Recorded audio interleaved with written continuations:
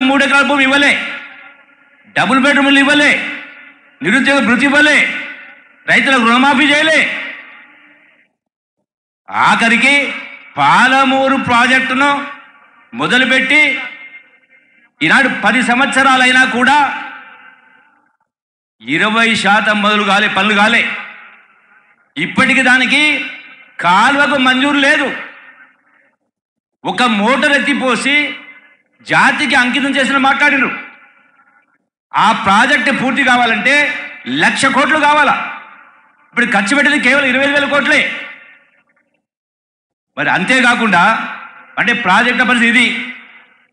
ఉద్యోగాల కోసం మాట్లాడితే అదే పేద బిడ్డలు లక్షలు అప్పులు చేసి ఆస్తులమ్మి కన్న తల్లులే పుస్తలమ్మి ఉద్యోగాల కోసం ప్రకటనలు ఇస్తే పేపర్ లీక్ అయి అసమర్థత వల్ల వాళ్ళ జీవితాల్లో అంటే మన్నుపోయడం జరిగింది.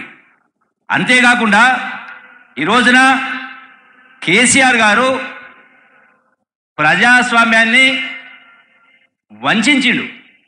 అవినీతి ఆకాశానికి ఎదిగింది, ప్రజాస్వామ్యం పాతాళానికి పోయింది. మేము కూడా ఆ ప్రభుత్వంలో మంత్రిగా పనిచేసినాం. ఏనాడు కూడా కనీస గౌరవం లేవు. ప్రగతి భవన్ పోతే ఆనాడు ప్రగతి భవన్ నిజంగా బానిస భవన్. నాకు ఒక 5 నిమిషాలు టైం ఎక్కువ కావాలి. అంటే దుర్మార్గమైన పరిపాలన, ఒక రాచరిక పరిపాలన, నియంత్రిత పరిపాలన. అసెంబ్లీ సాక్షిగా మనం స్పష్టంగా చెప్పడం జరిగింది. గౌరవ ముఖ్యమంత్రి గారి సమక్షంలో రాష్ట్ర పరిస్థితిని రాజీనామా చేస్తామని మాట్లాడారు. నేను కాగితాలు చూపించిన చేయి రాజీనామా ఇప్పుడని హరీష్ రావు. అంటే మేకవన్న పులులాగా చెప్పేది ఒకటి చేసింది ఒకటి. వందలాది మంది ప్రాణత్యాగం చేస్తే ఎవరి కోసం? అంటే వీళ్ళ కోసం, వీళ్ళు బాగుపడడానికి. ఎక్కడ కూడా విద్యా వ్యవస్థను భ్రష్టు పట్టించారు.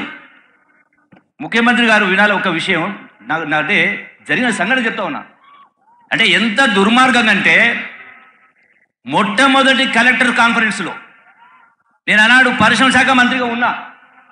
అప్పుడే కేసీఆర్ గారు గురుకుల పాఠశాలలు కేజీటీపీ అని మాట్లాడింది. నా వంతు వచ్చినప్పుడు ఇండస్ట్రీ మినిస్టర్గా నేను కలెక్టర్కి అప్పీల్ చేస్తూ ఒక మాట చెప్పిన. ఏదైతే సిఎస్ఆర్ ఫండ్స్ ఉంటాయో, కార్పొరేట్ సోషల్ రెస్పాన్సిబిలిటీ ఫండ్స్ 2% విద్య కోసం ఖర్చు పెట్టండి. ఎందుకంటే గ్రామీణ వాతావరణంలో పేదల ఇంట్లో చదువుకునేటువంటి వాతావరణం ఉండదు. పేదరికం కావచ్చు, అప్పుల బాధ కావచ్చు, వ్యసనాలు కావచ్చు, టీవీలు కావచ్చు, రకరకాల సమస్య వల్ల. అందుకని పిల్లల్ని పొద్దున్నే 7 గంటలకు స్కూల్కు రప్పించండి, సాయంకాలం 7 గంటల వరకు ఉంచండి. 3 గంటలు ఉదయం, సాయంకాలం 3 గంటలు, 6 గంటలు గ్రామాల్లో ఉన్నటువంటి నిరుద్యోగ యువతకు వాళ్ళకి ఎంతో కొంత పారితోషికం ఇచ్చి ఈ 3 గంటలు ఆ 3 గంటలు చదువు చెప్తే హోంవర్క్ కావచ్చు, పేపర్లు కావచ్చు, ఆటపాటలు కావచ్చు, ఇవన్నీ చేస్తే ప్రతి స్కూల్ కూడా ఒక గురుకుల పాఠశాలగా మారుతుంది. వాళ్ళకు ఉన్నదేదో కైలో గంజో దాకొస్తారు అన్న.